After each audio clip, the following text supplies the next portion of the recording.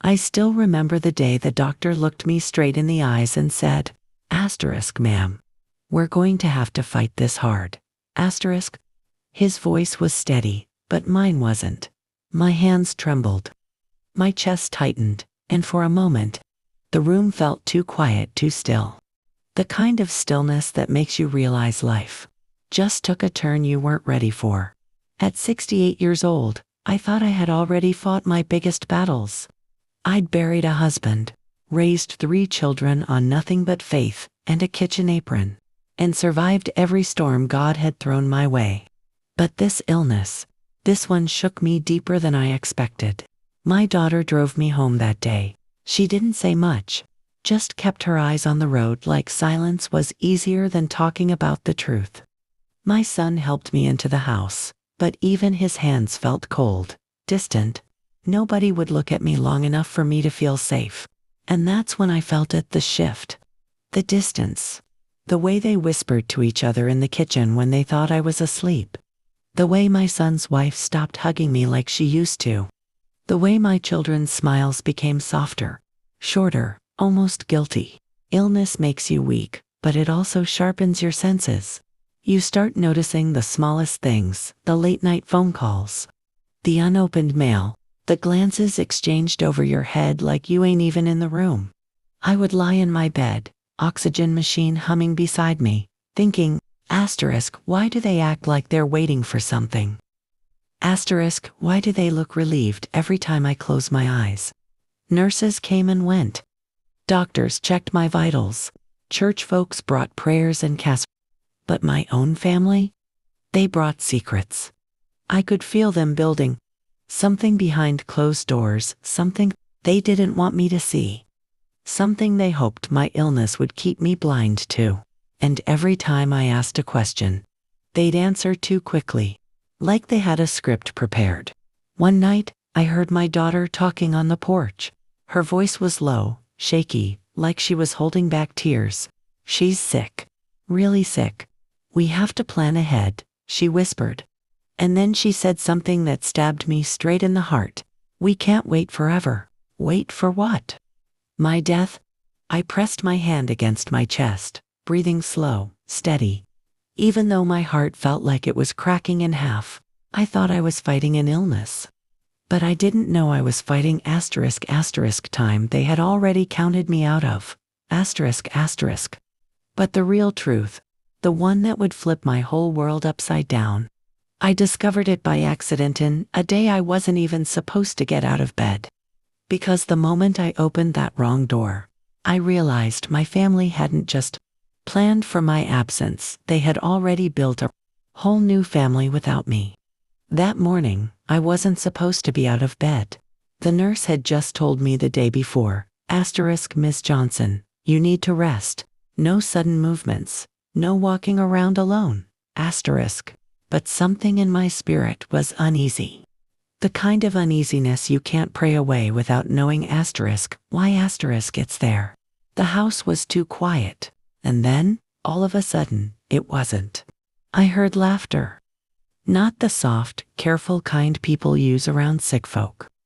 Real laughter. Full, loud, happy. The kind I hadn't heard in this house in months. Kids' voices. Tiny feet running. A cartoon playing loud somewhere in the back. For a moment, my heart lifted. Maybe they invited the grandkids over to cheer me up. I thought. Maybe I'd walk into the living room and see my family together, waiting for me. Maybe, just for a moment, I'd forget I was sick. I pushed myself up, every bone protesting, and grabbed my cane. My legs shook under me, but I walked anyway. One step, then another. Breathing deep. Holding onto the hallway wall like it was my last friend. The closer I got to the living room, the clearer the sounds became, little giggles.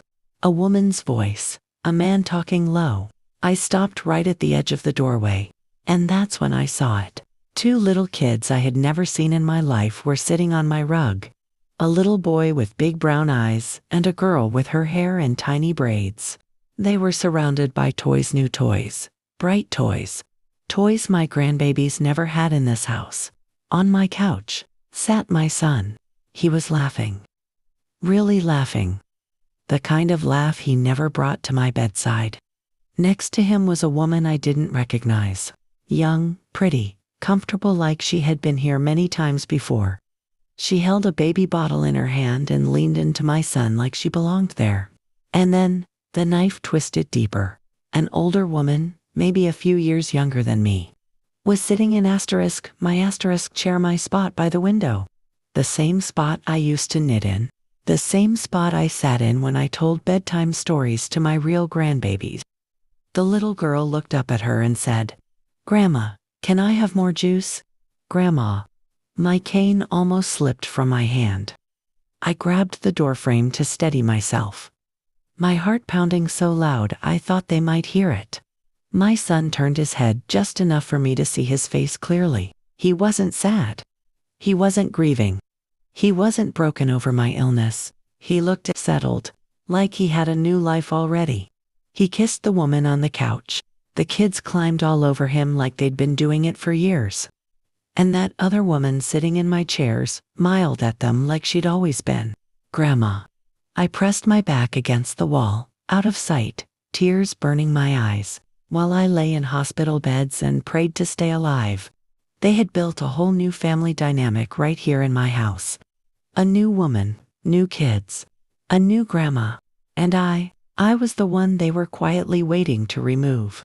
I stayed hidden in that hallway, one hand pressed to my chest, the other gripping my cane so tight my knuckles went white. My breath grew shallow. Not from the illness, but from the truth sitting right there in my living room. My son, my only boy, laughing with a woman he never told me about. Kids he never mentioned. A grandma who wasn't me. But the betrayal wasn't done. Not even close. From my hiding spot, I watched the woman my sons knew, whatever she was, pull a stack of papers from her bag. Thick papers with bright yellow tabs sticking out the side. She placed them on the coffee table with a soft tap, like she'd done it before. My ears started ringing. My heart pounded against my ribs. My son leaned forward. "Did the lawyer say everything's final?" he asked. The woman nodded. "Yeah, he said it's all good now. As soon as you know things happen with your mom, we can move forward." Move forward. Move forward over my body. The older woman in my chair, my replacement, clapped her hands softly. "Well, praise God. You did the right thing. You have a new family now. You can't take care of everybody from your past forever. Everybody from your past. That was me. I was the past now." My knees buckled, and for a moment I thought I'd fall right there in the hallway. But something kept me standing. Anger, heartbreak, or maybe the last little spark of dignity I had left. My son picked up the papers and said words that will stay carved in my memory till the day I truly leave this earth. "She won't last long." The doctors said it themselves. We had to make decisions. The house is too big anyway. And the accounts, well, we'll need them to start fresh. I covered my mouth because the sob rising up in me was too strong, too painful. They weren't waiting for me to get better. They weren't praying. They weren't hoping. They were preparing, planning, signing. My house, the one I bought with 2 jobs, 3 decades of sacrifice, and more prayers than dollars. My savings, the emergency money I had hidden in drawers, coat pockets, and baking tins. My memories, the photos, quilts, and old letters I kept in boxes. All of it, already rearranged, reassigned, and redistributed. And then, God help me, my son said something that broke me in a way illness never could. I just didn't want to tell her. She gets emotional. This way is easier. Easier for him. The woman beside him rubbed his arm. "We'll make a good life. For all of us. Just hold on until things are official." Official? As if my death was paperwork. As if my existence was just a box to check. I leaned my head against the wall, tears falling silently onto the floor. They weren't waiting for me to die naturally. They were waiting for the calendar to catch up to their signatures. But even in that heartbreak, something inside me whispered, "Get up. Don't let them write your ending." Because they thought I was too weak to stand, too sick to think, too close to dying to understand what they'd done. The next morning, the house was quiet again, too quiet. Like everyone was scared to breathe wrong. Maybe they thought I was slipping away. Maybe they hoped I was. But I wasn't dying. I was waiting. When the nurse arrived to take me to my checkup, I kept my face calm. I didn't say a word about what I'd seen or heard. My children thought I was weak, fragile, unaware. They didn't know the truth had woken up a part of me I thought illness had taken. At the hospital, the doctor walked in with a folder in his hand and a look I hadn't seen in months. "Ms. Johnson," he said, pulling a chair close, "we got your scans back. And I want you to hear this clearly. You're improving." I blinked. My hands trembled. "Improving me?" He nodded slowly, almost smiling. "Your numbers are better. Your breathing is stronger. Your body is responding to treatment faster than we expected. You're not going anywhere anytime soon. Not going anywhere." Those words hit me like sunlight after a storm. For weeks, my family talked about me like I was standing at death's door with one foot already inside. They made plans, signed papers, built a new life without me because they truly believed I wouldn't make it. But my doctor's voice cut all that down. "You have time. Real time. Months, maybe years. You can get better from this." I sat there, trying to breathe through the shock. Not from the illness, from the realization that God had just handed me something my family didn't expect. More life, more time, more fight. When my nurse wheeled me out, the cold wind felt different on my face. It didn't bite, it woke me up. I felt the world again, the sky, the noise. The weight of my own heartbeat reminding me I was still here. I wasn't a ghost in my own home. I was alive, living, breathing, fighting.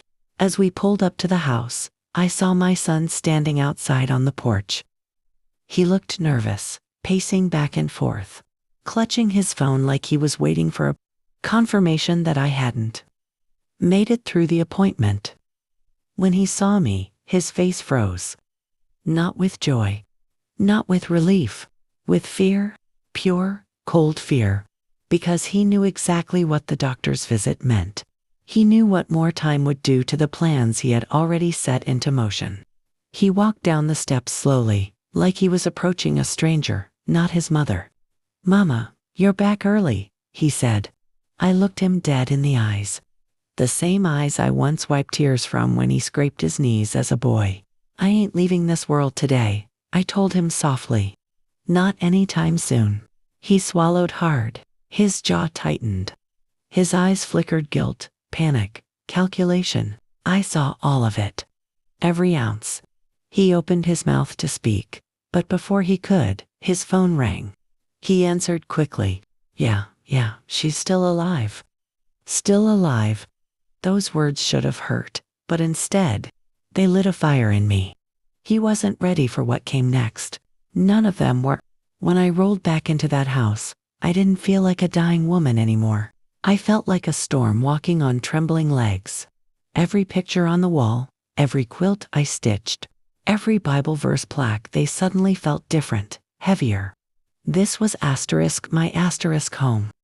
I walked through this doorway carrying groceries, laughter, and faith for decades, and they tried to push me out of it like I was just another piece of old furniture. My son trailed behind me, close enough to watch but not brave enough to speak. His footsteps were nervous, unsteady. He knew a truth bigger than all his lies. You can't hide from a mother who's still breathing. When I entered the living room, the woman from yesterday, the stranger in my couch, jumped up. The children froze, mid-play. And the other woman, the one who dared sit in my chair, stood slowly, clutching her purse, like she finally realized the gravity of sitting in a queen's throne. Uninvited. My voice came out low, steady. stronger than the machines that kept me alive all those months. Everybody sit down. They obeyed. Not out of respect. Out of fear. I looked at the kids first. Their small, innocent faces weren't at fault. Innocence shouldn't pay for adult sins. Then my eyes went to the woman, my son's secret partner. I didn't hate her, but I hated the lies she played along with. Finally, I faced my son. The boy I raised. The child I sacrificed for. The man whose betrayal was more painful than any diagnosis. While I was fighting for my life, I said, my voice barely shaking, you were building a new one. He lowered his head but said nothing. Silence can be an apology, but his wasn't. His was guilt mixed with calculation, trying to choose words that could save him. I didn't let him speak. You signed papers under my name. You planned my funeral before God even planned my healing. You replaced me with a woman who doesn't even know how long. I've prayed for this family. He swallowed, throat tight. Mama, I didn't. You did? I cut him off. And I heard all of it. His face turned pale. The room froze. The other woman gasped softly. The children glanced around, confused. Sensing the tension but not understanding the betrayal that filled the air. But I want you to hear something else, I said, leaning on my cane with pride instead of weakness. The doctor says I ain't going nowhere. Not today. Not tomorrow. Not for a while. The shock in their eyes was priceless, not joy, not relief. Asterisk, asterisk, fear, asterisk, asterisk. Fear because they had to live in a world where the woman they counted out still had breath in her, lungs and strength in her spine. I took a deep breath. This house, this life, this family. I pointed to the floor. All mine. Built by my hands. Paid for by my sweat. Held together by my sacrifices. My son finally spoke, his voice breaking. I didn't know what else to do. I thought you wouldn't make it. And so you replaced me before I even left, I asked. Silence answered. I nodded slowly. I may forgive you one day. But trust don't grow back easy. He cried. Real tears. But tears don't fix broken foundations. Tears don't erase signatures. I stood tall, or as tall as my body allowed. You will tear up every paper you signed. You will cancel every plan you made. And you will not bring another woman into this house until I'm cold in the ground. Or until I say otherwise. The other woman reached for her purse, embarrassed, humiliated, exposed. And you, I said gently but firmly, take your babies and your heart wherever you came from. Don't let my son drag you into his shame. She left without a word. My son collapsed into a chair, sobbing like the little boy he once was, and me. I walked toward my window, my chair, and sat down slowly, claiming the seat they thought I'd never sit in again. The sun shone through the blinds, warm on my face. I wasn't dead. I wasn't gone. And I wasn't done. Because while they built a family behind my back, God rebuilt the strength in my bones and gave me the life they tried to steal before it was my time.